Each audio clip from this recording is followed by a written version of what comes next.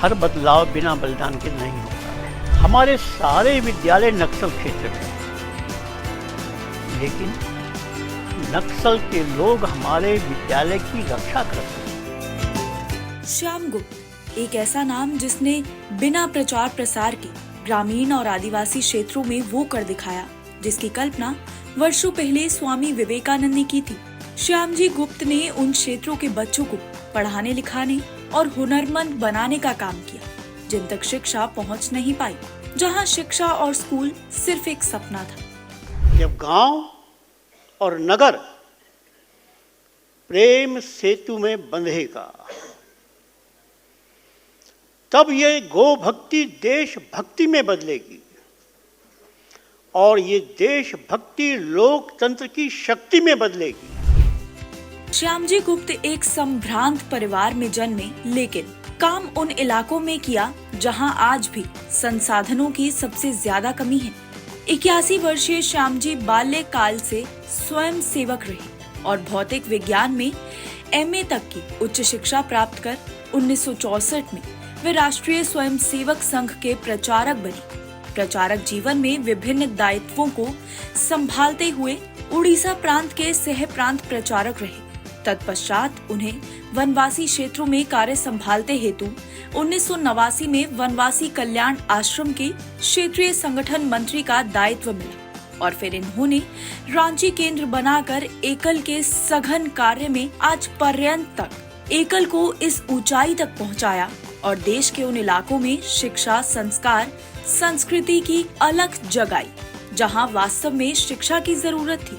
बचपन से ही संघ से जुड़े श्यामजी का सपना भारत को उत्तम राष्ट्र बनाना था और यही सपना लेकर वो बड़े हुए और उसे आज पूरा भी कर रहे हैं। हमारा भारत ग्राम वासनी भारत है। स्वामी विवेकानंद कहते थे, भारत माता गांव में रहती है। गांव मजबूत होगा तो भारत मजबूत होगा। एकल अभियान गांव को मजबूत बनाकर देश को मजबूत बना रहा है और देश मजबूत बनेगा तो विश्व गुरु बनेगा ही। श्यामजी गुप्त ने स्वामी विवेकानंद के सपनों का भारत बनाने के लिए 35 वर्ष पूर्व के ग्राम शिक्षा मंदिर को आज एक बृहद जन अभियान के रूप में विस्तृत किया है। ये अभियान देश भर में सशक्त रूप से समाज को नई दिशा दे रहा है।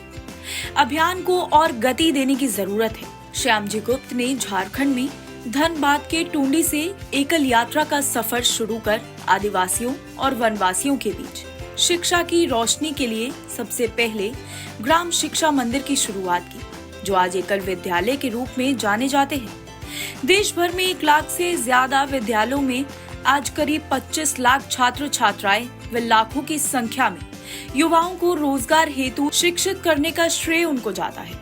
इस अभियान की शुरुआत स्वामी विवेकानंद के विचार, अगर बच्चे स्कूल नहीं जा सकते तो स्कूल को बच्चों तक पहुंचाना होगा, को ध्यान में रखते हुए ही की गई है। श्यामजी गुप्त का यहाँ तक पहुँचने का सफर आसान नहीं रहा। उन्होंने संसाधनों की कमी से जूझ रहे आदिवासी क्षेत्रों में एकल विद्यालय की नींव रखी। इस एकल स्कूल का अर्थ है कि एक शिक्षक और 30 छात्र। इसमें ना कोई कमरा और ना कोई भवन, कहीं भी गांव की चौपाल या आचार्य के घर पर बैठने की व्यवस्था करना और उन बच्चों को पढ़ाने के लिए जरूरी सामान। एकल संस्था इन स्कूलों को ग्रामीण क्षेत्र में खोलती है। अभियान के कार्यों को देखते हुए धीरे धीरे देश विदेश के समाज सेवियों के सहयोग से स्कूलों की संख्या बढ़ने लगी।